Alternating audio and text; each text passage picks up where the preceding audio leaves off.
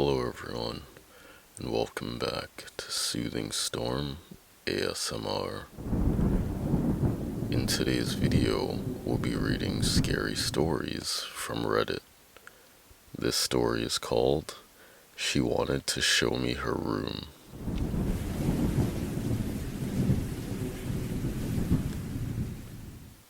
I'm writing this here because, quite frankly, I'm afraid. It all started about a week ago.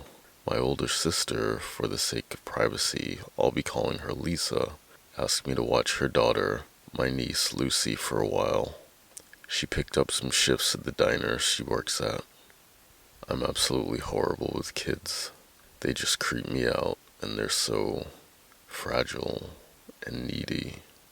I can barely take care of myself, but my sister pulled the "you owe me" card.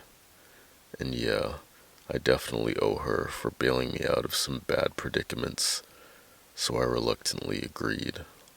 My sister is taking care of her kids by herself. The dad walked out on them, so she's trying her best and still taking care of me since we were kids, so it was the least I could do. I took an Uber to their place. My place was pretty crummy, and it was easier to go about this on the kids' territory. They lived in an old little place in the middle of nowhere, so the rent's cheap. Lisa was already in her uniform when I walked through the front door, and she was in a rush. "My shift starts in 20 minutes, she hissed. I shrugged off her comment. "So where's the kid?" "Your lovely niece Lucy is playing right now," she sighed. "Listen, Luke, thanks a lot for doing this. It really means a lot to me. No need to get all mushy. I just gotta make sure she doesn't hurt herself and blah blah blah. Yeah, she's already eaten, and her bedtime is 9 sharp, okay?" I gave her a salute. "Ma'am, yes ma'am. I'll be back at around 1 a.m. and call me if anything at all happens." "Go, you're late," I said as I closed the door on her. I walked around the living room. I have very little presence when it comes to family stuff. I think my niece is around 3 to 7 years old, something like that. I faded away after her dad Jack left. Now I'm gonna be honest. I'm a piece of shit. But Jack was something else. It took everything in me not to beat him at times the way he treated Lisa. I'm glad he's gone, and she deserves better. Walking around in this place just makes me feel off. I still remember him, and that bothered me. I was getting lost in thought, and then snapped back to reality. I'm babysitting. I'm already messing up. I was already there for about 10 minutes, and no sign of the kid. Come out, wherever you are." I heard a faint giggle coming from behind the couch. Awesome. Creepy as well. I slumped into the couch and quietly got onto the floor, creeping around, and saw her. She's the spitting image of her mom. Fair-skinned, long, light hazel hair, deep brown eyes, and the cutest dimples. "Boo," I shouted as loud as I could. She returned my scare with a smile. "Those damn dimples. I knew you were there, Uncle Luke." "Oh, you don't say. Well, aren't you smart for a 3-year-old?" She grimaced. "I'm 5, she said with a huff. Yeah, whatever," I said as I ruffled her hair. "So we got a few hours till bedtime. What does a kid do until then?" She reached her hand towards me. "Come on, follow me," she said excitedly.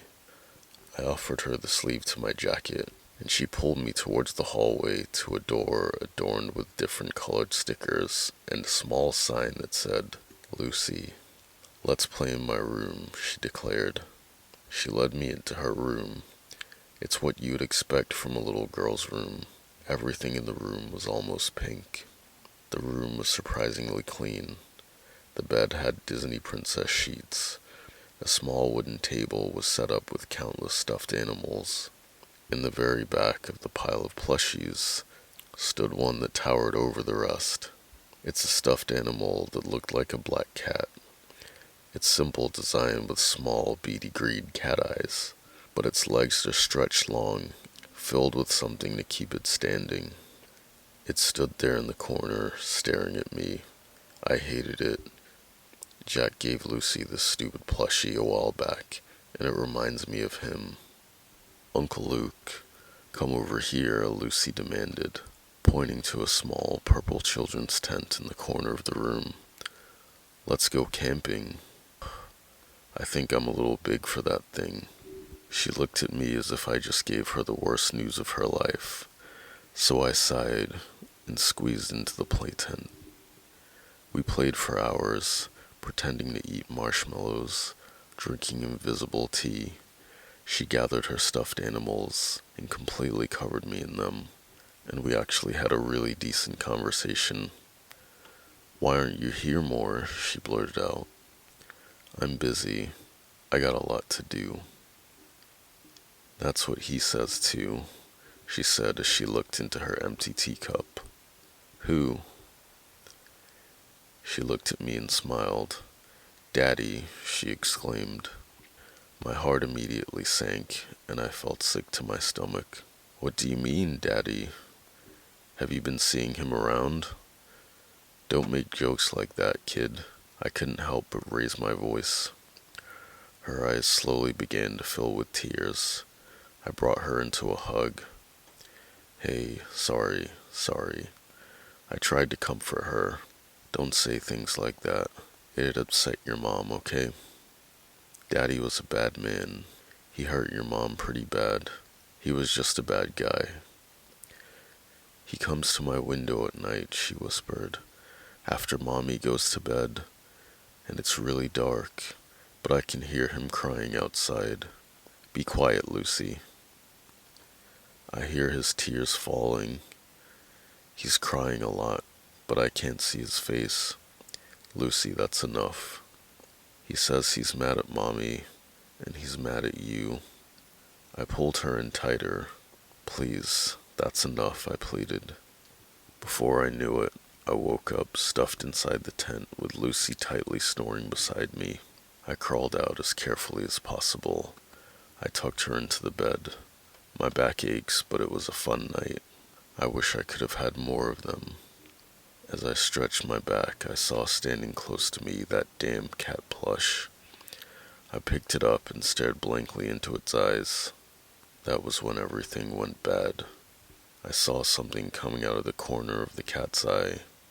Something dark and crimson began to ooze out of them. It was crying what looked like blood. I immediately dropped the thing and heard something emanating from the hallway. It was low, but it echoed in my ears. Drip, drip, drip. The noise got louder and louder. I was afraid it was going to wake up Lucy, but as I took one more look at her, she was sleeping soundly in her bed. I walked into the hallway, and that's when I looked down. Small puddles of red leading towards the front door. Drip, drip, drip. My heart was beating so fast that I thought I was going to have a heart attack. Each beat sounded louder than the drips I was hearing. I even began to start shaking with fear. I couldn't believe I was getting scared, but I mustered up some courage and called out, Jack? Drip, drip, drip. You don't belong here, Jack. Get out before I do something about it. Drip, drip, drip. I slowly cracked the door open, and standing outside with the moonlight behind him obscuring his face with the shadows was Jack. My knees gave out. It was impossible. No way this was real. Jack slowly began to walk towards me. With each of his footsteps, more and more dripping followed. He finally got close enough to the light from the inside of the house, finally showed his face, or rather, the lack thereof. I was about to let out a scream, until he suddenly got in front of me and covered my mouth, muffling my cry. He didn't have a face. It was completely gone, smashed, and all that was left was a bloody concave mess that was dripping with blood. This couldn't be real. I killed him. I killed Jack. He uncovered his hand from his mouth, and I was in awe, pulling me towards the bloody mess that was his face.